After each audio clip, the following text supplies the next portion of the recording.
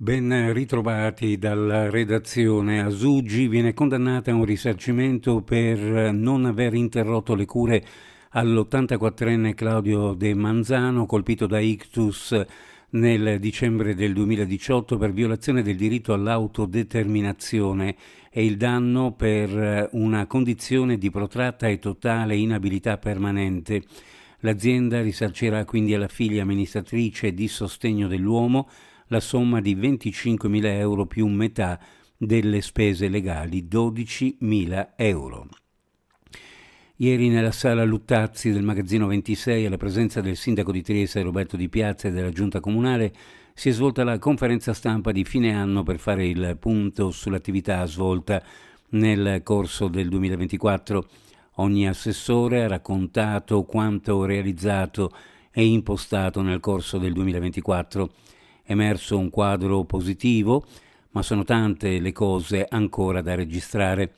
La classifica del Sole 24 Ore conferma l'arretramento di Trieste in alcuni ambiti, prima di tutto la sicurezza, mentre conferma il primato nella cultura e nell'innovazione.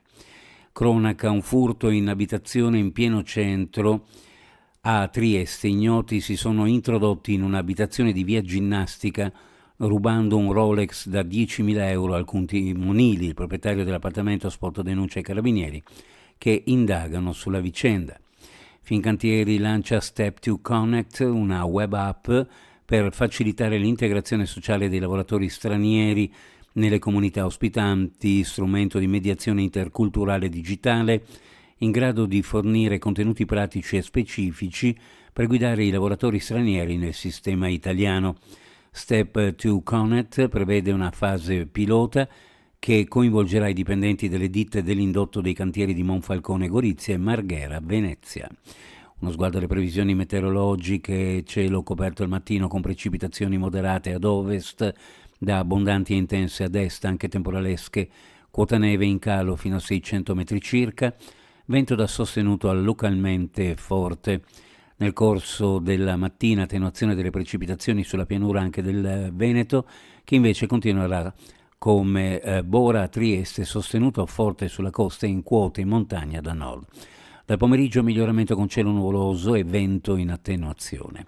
Per quanto riguarda le temperature, le minime in pianura fra 2 e 4 gradi, le massime fra 8 e 10, sulla costa minime fra 4 e 6, le massime fra 10 e 12 gradi centigradi. Previsioni a cura di ARPA e FVG Meteo.